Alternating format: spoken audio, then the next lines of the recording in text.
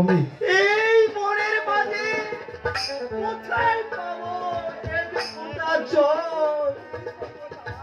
কি করব জামাল? এটা যে আমাদের ভাগ্যেরই খেলা।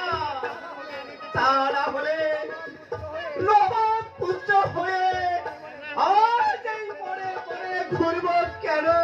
কেন খোদা? পানি পানি দাদা, আমাকে একটু পানি এনে দাও দাদা।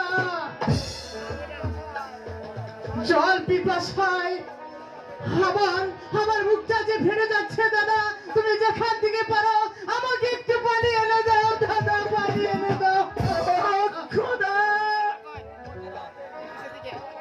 এই পরের মাঝে কোথায় এক ফোঁটা জল পাবো? কার কাছে বলবো আমাকে এক ফোঁটা জল দেও খোদা?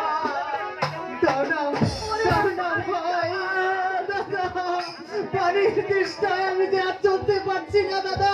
তুমি এই জঙ্গলে যে কোথায় থেকে আমাকে পানি এনে দাও, তাহলে আমার প্রাণের তৃষ্ণা মিটবে দাদা। ওরে ঠিক আছে দাদা জামাল, তুই তুই এখানে বস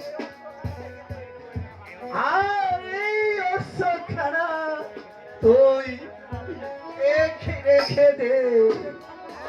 দেখি দেখি কোথায় ফোঁটা জল। জ্বালায় আমি যে আর সহ্য করতে পারছি না দাদা। দাদা গো, আমাকে একটু পানি এনে দাও দাদা, আমাকে একটু পানি এনে দাও। আই জামাল দাদা, এই মনের মাঝে কোথায় পাবো এক ফোঁটা জল? কি করব জামাল?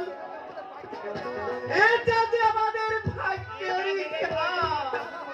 তা না হলে নবাব পুত্র হয়ে আজ এই মনে মনে ঘুরব কেন? কেন খোদা? পানি পানি দাদা, আমাকে একটু পানি এনে দাও দাদা। জল পিপাসায় আমার মুখটা যে ফেটে যাচ্ছে দাদা। তুমি যেখান থেকে পারো আমাকে একটু পানি এনে দাও দাদা, পানি এনে দাও। খোদা, এই পরের মাঝে কোথায় এক ফোঁটা জল পাবো? কার কাছে বলবো আমাকে এক ফোঁটা জল দেও খোদা?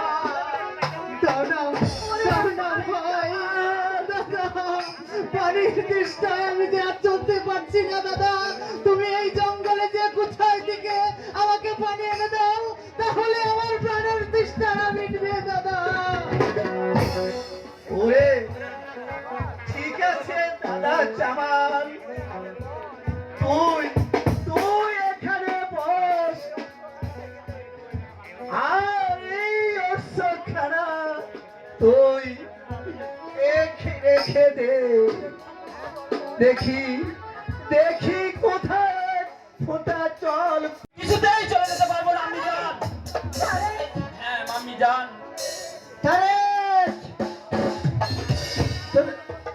এখনো বলছি তুমি এখান থেকে সরে যাও, তা না হলে পুত্র বলে আমি তোমাকে ক্ষমা করব না।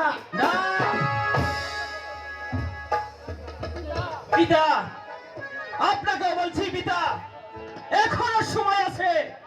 বেগম সাহেবকে মুক্তি দিন, তা না হলে আপনাকেও আমি ছাড়বো না পিতা। আরে পুত্র হয়ে পিতার সঙ্গে যুদ্ধ করতে চাও? হ্যাঁ পিতা, প্রয়োজন হলে তাই করবো। হ্যাঁ আম্মি জান, আপনার শাসন আমি কোনোদিনই মেনে নেব না। তবে কি তুমি চাও না? না, আপনিও সাবধান হন পিতা, তা না হলে আমার হাতে অস্ত্রখানা। কে এত বড় সাহস? আহ!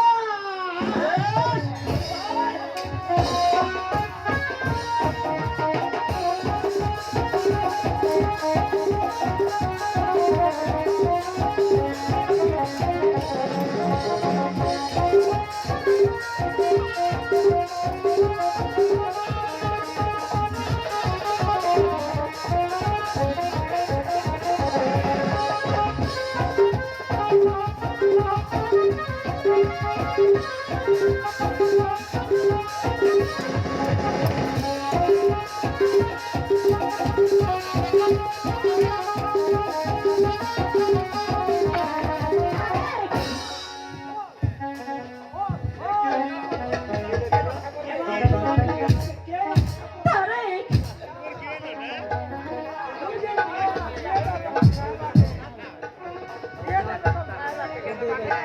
নিয়ে যাও বেগম সাহেবাকে। বলো, জয় দুর্গিনী খা। তুই আর শাস্তি লোভে আমাকে বন্দি করলি। সে আশা কোনোদিন তোর পূর্ণ হবে না, পূর্ণ হবে না, সন্তান কোথাকার। আমার অভিশাপে তুই পুড়ে ছারখার হয়ে যাবি।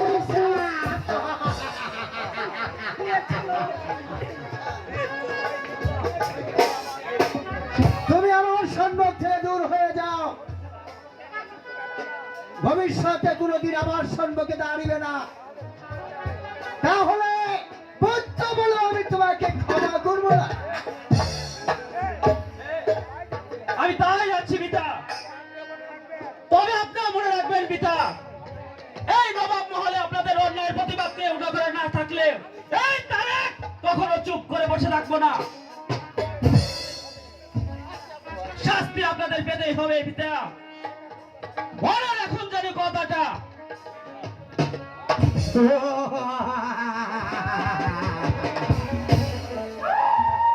তুমিও দেখে নিও পুত্র, বেশি মারামারি করলে পুত্র বলো আমি তোমাকে কোনোদিন ক্ষমা করবো না। কিছুতেই চলে যেতে পারবো না আমি যান। তারেক, হ্যাঁ মাম্মি যান। তারেক, তুমি- এখনো বলছি তুমি এখান থেকে সরে যাও। তা না হলে পুত্র বলে আমি তোমাকে ক্ষমা করবো না। না পিতা, আপনাকে বলছি পিতা, এখনো সময় আছে। বেগম সাহেবকে মুক্তি দিন। তারেক, তা না হলে আপনাকেও আমি ছাড়বো না পিতা। আরে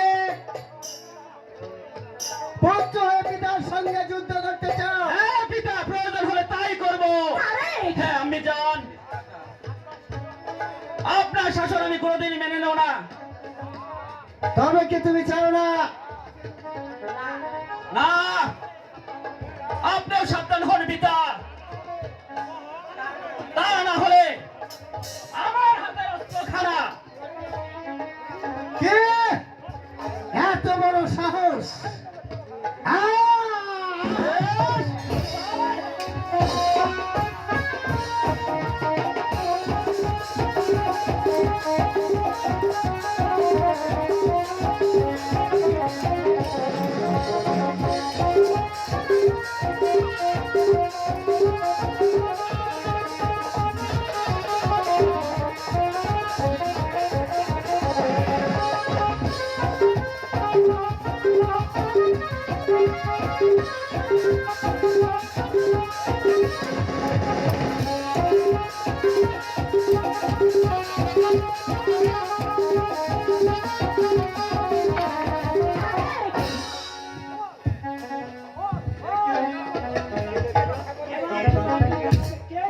তারেক,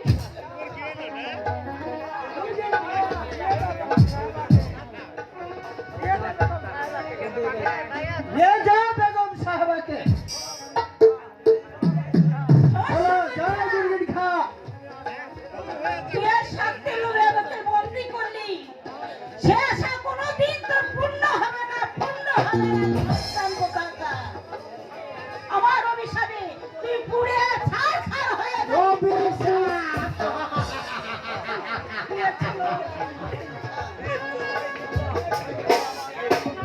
তুমি আমার সম্মুখ থেকে দূর হয়ে যাও। ভবিষ্যতে কোনোদিন আমার সম্মুখে দাঁড়িবে না। তাহলে পুত্র বলে আমি তোমাকে ক্ষমা করবো না। আমি তাই যাচ্ছি পিতা। তবে আপনারা মনে রাখবেন পিতা, এই নবাব মহলে আপনাদের অন্যায়ের প্রতিবাদকে উঠাধরে না থাকলে এই তারেক কখনো চুপ করে বসে থাকবো না। শাস্তি আপনাদের পেতেই হবে পিতা। মনে রাখুন জানি কথাটা।